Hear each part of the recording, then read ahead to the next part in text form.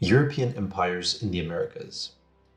Among the early modern empires, those of Western Europe were distinctive because they conquered territories lay an ocean away from the imperial heartland, rather than adjacent to it. Following the breakthrough voyages of Columbus, the Spanish focused their empire building efforts in the Caribbean and then, in the early 16th century, turned to the mainland, with stunning conquests of the powerful but fragile Aztec and Inca empires. Meanwhile, the Portuguese established themselves along the coast of present-day Brazil. In the early 17th century, the British, French, and Dutch launched colonial settlements along the eastern coast of North America. From these beginnings, Europeans extended their empires to encompass most of the Americas, at least nominally, by the mid-18th century. It was a remarkable achievement. What had made it possible? The European advantage. Geography provides a starting point for explaining Europe's American empires. Countries on the Atlantic rim of Europe, Portugal, Spain, Britain, and France, were simply closer to the Americas than were any potential Asian competitors. Furthermore, the fixed winds of the Atlantic blew steadily in the same direction. Once these air currents were understood and mastered, they provided a far different maritime environment than the alternating monsoon winds of the Indian Ocean, in which Asian powers had long operated. European innovations in map-making, navigation, sailing techniques, and ship design, building on earlier models from the Mediterranean, Indian Ocean, and Chinese regions, likewise enabled Europeans to penetrate the Atlantic Ocean. The enormously rich markets of the Indian Ocean world provided little incentive for its Chinese, Indian, or Muslim participants to venture much beyond their own waters. Europeans, however, were powerfully motivated to do so. After 1200 or so, European elites were increasingly aware of the region's marginal position in the rich world of Eurasian commerce and were determined to gain access to that world. Once the Americas were discovered, windfalls of natural resources, including highly productive agricultural lands, drove further expansion, ultimately underpinning the long-term growth of the European economy into the 19th and 20th centuries. Beyond these economic or ecological stimuli, rulers were driven by the enduring rivalries of competing states. The growing and relatively independent merchant class in a rapidly commercializing Europe sought direct access to Asian wealth to avoid the reliance on Muslim intermediaries that they found so distasteful. Impoverished nobles and commoners alike found opportunity for gaining wealth and status in the colonies.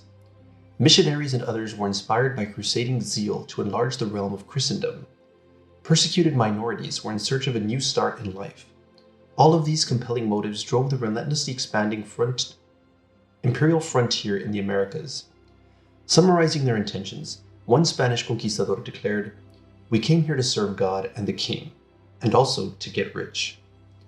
In carving out these empires, often against great odds and with great difficulty, Europeans nonetheless bore certain advantages, despite their distance from home. Their states and trading companies enabled the effective mobilization of both human and material resources. Their seafaring technology, built on Chinese and Islamic precedents, allowed them to cross the Atlantic with growing ease, transporting people and supplies across great distances. Their ironworking technology, gunpowder weapons, and horses initially had no parallel in the Americas, although many peoples subsequently acquired them. Divisions within and between local societies provided allies for the determined European invaders. Various subject peoples of the Aztec Empire, for example, resented Mexica domination and willingly joined Hernán Cortés in the Spanish assault on the empire. In the final attack on the Aztec capital of Tenochtitlan, Cortés's forces contained fewer than 1,000 Spaniards, and many times that number of Tlaxcalans, former subjects of the Aztecs. After their defeat, tens of thousands of Aztecs themselves joined Cortés as he carved out a Spanish Mesoamerican empire far larger than that of the Aztecs. Much of the Inca elite, according to a recent study, actually welcomed the Spanish invaders as liberators and willingly settled down with them to share rule of Andean farmers and miners. A violent dispute between two rival contenders for the Inca throne, the brothers Atahualpa and Huáscar, certainly helped the European invaders recruit allies to augment their own minimal forces. In short, Spanish military victories were not solely of their own making, but the product of alliances with local peoples who supplied the bulk of the Europeans' conquering armies. Perhaps the most significant of European advantages lay in their germs and diseases, with which Native Americans had no familiarity. Those diseases decimated society after society, sometimes in advance of the Europeans' actual arrival. In particular regions such as the Caribbean, Virginia, and New England, the rapid buildup of immigrant populations, coupled with the sharply diminished native numbers, allowed Europeans to actually outnumber local peoples within a few decades. The Great Dying and the Little Ice Age. Whatever combination of factors explains the European acquisition of empires in the Americas, there is no doubting their global significance. Chief among the consequence was the demographic collapse of Native American societies. Although precise figures remain the subject of much debate, scholars generally agree that the pre-Columbian population of the Western Hemisphere was substantial, perhaps 60 to 80 million. The greatest concentrations of people lived in the Mesoamerican and Andean zones, which were dominated by the Aztec and Inca empires. Long isolation from the Afro-Eurasian world and the lack of most domesticated animals meant the absence of acquired immunities to Old World diseases such as smallpox, measles, typhus, influenza, malaria, and later yellow fever. Therefore, when Native American peoples came into contact with these European and African diseases, they died in appalling numbers, in many cases losing up to 90% of the population. As one recent historian has noted, it was as if the suffering these diseases had caused in Eurasia over the past millennia were concentrated into the span of decades. The densely settled peoples of Caribbean islands virtually vanished within 50 years of Columbus's arrival. Central Mexico, with a population estimated at some 10 to 20 million before the Spanish conquest, declined to about 1 million by 1650. A native Nahuatl account depicted the social breakdown that accompanied the smallpox pandemic. A great many died from this plague, and many others died of hunger. They could not get up to search for food, and everyone else was too sick to care for them, so they starved to death in their beds. The situation was similar in Dutch and British territories of North America. A Dutch observer in New Netherland, later New York, reported in 1656 that the Indians affirmed that before the arrival of the Christians and before the smallpox broke out among them, they were 10 times as numerous as they are now, and that their population had been melted down by this disease, whereof 9/10 of them have died. To Governor Bradford of Plymouth Colony, in present-day Massachusetts, such conditions represented the good hand of God at work, sweeping away great multitudes of the natives, that he might make room for us. Not until the late 17th century did native numbers begin to recuperate somewhat from this catastrophe, and even then, they did not recover everywhere. As the Great Dying took hold in the Americas, it interacted with another natural phenomenon, this time one of genuinely global proportions. Known as the Little Ice Age, it was a period of unusually cool temperatures that spanned much of the early modern period, most prominently in the Northern Hemisphere. Scholars continue to debate its causes. Some have suggested a low point in sunspot activity, leading to less intense solar irradiation of the Earth, while others have argued that the chief cause was volcanic eruptions, whose ashen gases blocked the sun's warming energy in the upper atmosphere. More recently, some scientists have linked the Little Ice Age to the demographic collapse in the Americas.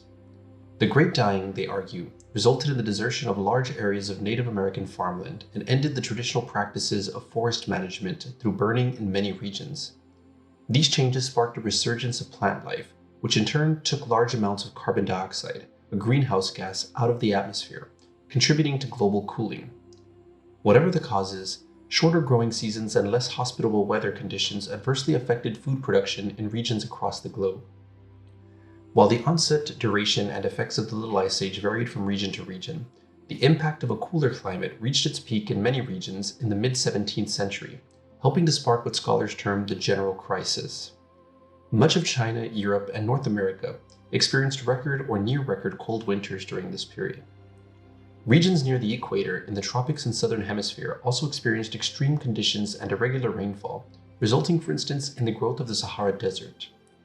Wet, cold summers reduced harvests dramatically in Europe, while severe droughts ruined crops in many other regions, especially China, which suffered its worst years of drought in the previous 5 centuries, between 1637 and 1641. Difficult weather conditions accentuated other stresses in societies, leading to widespread famines, epidemics, uprisings, and wars, in which millions perished. Eurasia did not escape lightly from these stresses. The collapse of the Ming dynasty in China, nearly constant warfare in Europe, and civil war in Mughal India all occurred in the context of the general crisis, which only fully subsided when more favorable weather patterns returned in the 18th century. Nor the Americas, already devastated by the Great Dying, spared the suffering that accompanied the Little Ice Age and the general crisis of the 17th century.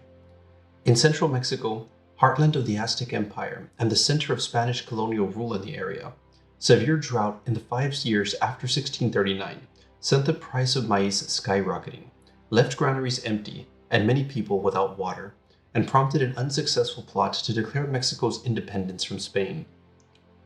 Continuing drought in the decades that followed witnessed repeated public processions of the statue of Our Lady of Guadalupe, who had gained a reputation for producing rain. The Caribbean region during the 1640s experienced the opposite condition, torrential rains that accompanied more frequent El Niño weather patterns, which provided ideal conditions for the breeding of mosquitoes that carried both yellow fever and malaria. A Maya chronicle for 1648 noted, "There was bloody vomit and we began to die."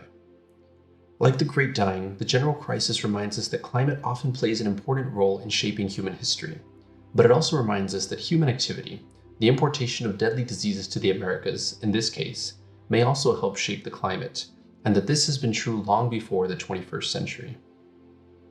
The Columbian Exchange.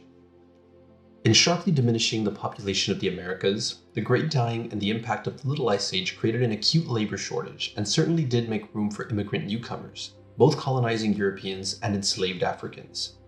Over the several centuries of the colonial era and beyond, various combinations of indigenous, European, and African peoples created entirely new societies in the Americas, largely replacing the many and varied cultures that had flourished before 1492. To those colonial societies, Europeans and Africans brought not only their germs and their people, but also their plants and animals. Wheat, rice, sugarcane, grapes, and many garden vegetables and fruits, as well as numerous weeds, took hold in the Americas, where they transformed the landscape and made possible a recognizably European diet and way of life. Even more revolutionary were their animals: horses, pigs, cattle, goats, sheep, all of which were new to the Americas and multiplied spectacularly in an environment largely free of natural predators. These domesticated animals made possible the ranching economies and cowboy cultures of both North and South America. Horses also transformed many Native American societies, particularly in the North American West, as settled farming peoples, such as the Pawnee, abandoned their fields to hunt bison from horseback. In the process, women lost much of their earlier roles as food producers, as a male-dominated hunting and warrior culture emerged. Both environmentally and socially, these changes were nothing less than revolutionary. In the other direction, American food crops such as corn, potatoes, and cassava spread widely in the Eastern Hemisphere, where they provided the nutritional foundation for the immense population growth that became everywhere a hallmark of the modern era. In Europe, calories derived from corn and potatoes helped push human numbers from some 60 million in 1400 to 390 million in 1900. Those Amerindian crops later provided cheap and reasonably nutritious food for millions of industrial workers. Potatoes especially allowed Ireland's population to grow enormously, and then condemned many of the Irish to starvation or emigration when an airborne fungus, also from the Americas, destroyed the crop in the mid-19th century. In China, corn, peanuts, and especially sweet potatoes supplemented the traditional rice and wheat to sustain China's modern population explosion. By the early 20th century, food plants of American origin represented about 20% of total Chinese food production. In Africa, corn took hold quickly and was used as a cheap food for the human cargoes of the transatlantic trade. Scholars have speculated that corn, together with peanuts and cassava, underwrote some of Africa's population growth and partially offset the population drain of the slave trade. Beyond food crops, American stimulants such as tobacco and chocolate were soon used around the world. By the 17th century, how-to manuals instructed Chinese users on smoking techniques, and tobacco had become, in the words of one enamored Chinese poet, the gentleman's companion. It warms my heart and leaves my mouth feeling like a divine furnace. Tea from China and coffee from the Islamic world also spread globally, contributing to this worldwide biological exchange. Never before in human history had such a large-scale and consequential diffusion of plants and animals operated to remake the biological environment of the planet. Furthermore, the societies that developed within the American colonies drove the process of globalization and reshaped the world economy of the early modern era. The silver mines of Mexico and Peru fueled both transatlantic and trans-Pacific commerce, encouraged Spain's unsuccessful effort to dominate Europe, and enabled Europeans to buy the Chinese tea, silk, and porcelain that they valued so highly.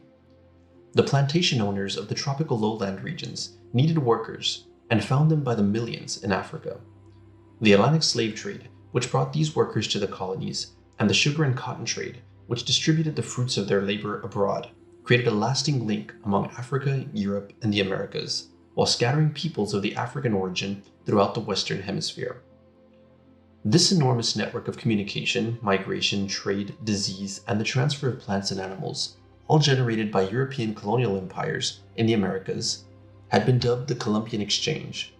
It gave rise to something wholly new in world history, an interacting Atlantic world connecting 4 continents. Millions of years ago, the Eastern and Western Hemisphere had physically drifted apart, and ecologically speaking, they had remained largely apart. Now these 2 old worlds were joined, increasingly creating a single biological regime, a new world of global dimensions. The long-term benefits of this Atlantic network were very unequally distributed. Western Europeans were clearly the dominant players in the Atlantic world, and their societies reaped the greatest rewards. Mountains of new information flooded into Europe, shaking up conventional understandings of the world and contributing to a revolutionary new way of thinking known as the Scientific Revolution. The wealth of the colonies, precious metals, natural resources, new food crops, slave labor, financial profits, colonial markets, provided one of the foundations on which Europe's Industrial Revolution was built. The colonies also provided an outlet for the rapidly growing population of European societies and represented an enormous extension of European civilization. In short, the colonial empires of the Americas greatly facilitated a changing global balance of power, which now thrust the previously marginal Western Europeans into an increasingly central and commanding role on the world stage. Without a new world to deliver economic balance in the old, concluded a prominent world historian, Europe would have remained inferior, as ever, in wealth and power to the great civilizations of Asia.